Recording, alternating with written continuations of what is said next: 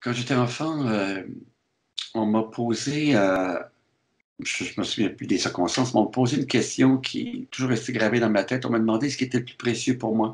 Je pense que c'était des adultes qui s'amusaient quelque part à vouloir interroger un enfant sur probablement leur propre quête. Et je me souviens avoir répondu, enfant, la paix. Déjà très tôt, très très tôt dans ma vie, ce qui m'apparaissait le plus important pour un être humain, et j'irais même jusqu'à dire pour l'espèce humaine, c'était la paix.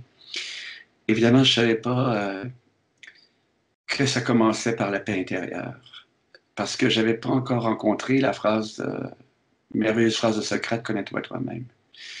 Et quand j'ai rencontré cette phrase, par la suite, j'ai réalisé que la phrase ne venait pas avec un mode d'emploi. Quand on dit connais-toi toi-même, je pense que ça permet d'avoir accès à la paix, mais dans la mesure où on sait comment faire pour se connaître soi-même. Je ne crois pas que se connaître soi-même, c'est savoir si on préfère la tarte aux fraises ou la tarte au citron. Et puis, un jour, j'ai découvert aussi que dans la vie, on rencontre des personnes qui nous permettent de prononcer une phrase que je trouve absolument magnifique dans la bouche d'un être humain. C'est je n'avais jamais vu ça comme ça. Parce que cette phrase confirme qu'on vient de changer, que notre regard vient de s'ouvrir. Et j'ai eu le privilège de rencontrer, pas en personne, mais à travers ses écrits, Prem Rawat, parce que j'ai eu le privilège de préfacer en français son premier livre. Et Prem Rawat est à mes yeux une personne qui permet de dire je n'avais jamais vu ça comme ça. C'est une personne qui fait aussi quelque chose de très important actuellement pour l'espèce humaine, puis je dirais même jusqu'à dire pour la vie sur cette planète. Il vulgarise des concepts, il les rend clairs, il les rend accessibles, il les rend simples. Il le fait aussi d'une façon savoureuse à travers des métaphores, des histoires qui nous permettent de retourner au plaisir qu'on avait quand on était enfant, d'entendre quelqu'un nous inviter à entrer dans la sagesse à travers une histoire. Alors, Prem Rawat fait ça. Je ne l'ai pas rencontré personnellement, Prem Rawat, mais j'ai appris qu'il fait des choses que je trouve admirables. Je sais qu'il va dans les prisons pour aider des personnes à dire j'avais jamais vu ça comme ça, apprendre à se connaître davantage, parce que si elles sont en prison, peut-être qu'elles n'ont pas eu le privilège de se connaître. Puis peut-être que tous et toutes, quelque part aussi, on entre certains jours dans une forme ou une autre de prison, parce qu'on oublie ce que ça veut dire, se connaître soi-même, ou on n'a pas nécessairement su ce que ça signifiait. Alors, Prem Rawat le fait pour des personnes qui vivent des situations extrêmement difficiles, et à travers ses écrits, il le fait pour chacun et chacune d'entre nous. Alors, c'est admirable, à mon avis, et je pense que c'est ce dont le monde a actuellement le plus besoin pour que ce dont je rêvais quand j'étais enfant, la paix, puisse se répandre dans chacun et chacune d'entre nous et se répandre sur la planète. Alors, je vous invite à lire Prem Rawat. Être humain, c'est aussi oublier régulièrement ce qu'on a appris, qu'on trouvait plus précieux. Par exemple, on avait l'impression d'avoir appris à se connaître, puis tout à coup, on réalise qu'on a oublié ce qu'on avait appris. Et il faut le réapprendre ou il faut le redécouvrir. Et Prem Rawat nous aide à faire ça en disant que lui aussi, ça lui arrive. Il nous montre à quel point il est un être humain. Il nous manifeste son humanitude, son authenticité, son humilité. Et c'est ça qui est merveilleux aussi, parce qu'en ce sens-là, il arrive à nous rejoindre tous et toutes, en nous montrant qu'il n'est pas au-dessus, que c'est pas inaccessible, inatteignable. Donc, il est comme nous, que certains matins, c'est plus difficile que d'autres, et qu'il a à se rappeler ce dont il parle, ce qu'il enseigne. Et c'est merveilleux, parce que ça nous permet d'entrer dans la bienveillance à notre propre égard et de ne jamais oublier l'humilité et son importance.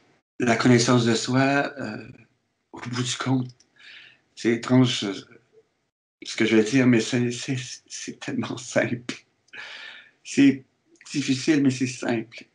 Et c'est cette reconnexion avec le présent, de ramener l'attention constamment dans le présent. Et c'est ce que nous rappelle Prem Rawat. Parce que la tendance qu'on a tous et toutes, malheureusement, c'est de laisser l'attention être accaparée par le mental.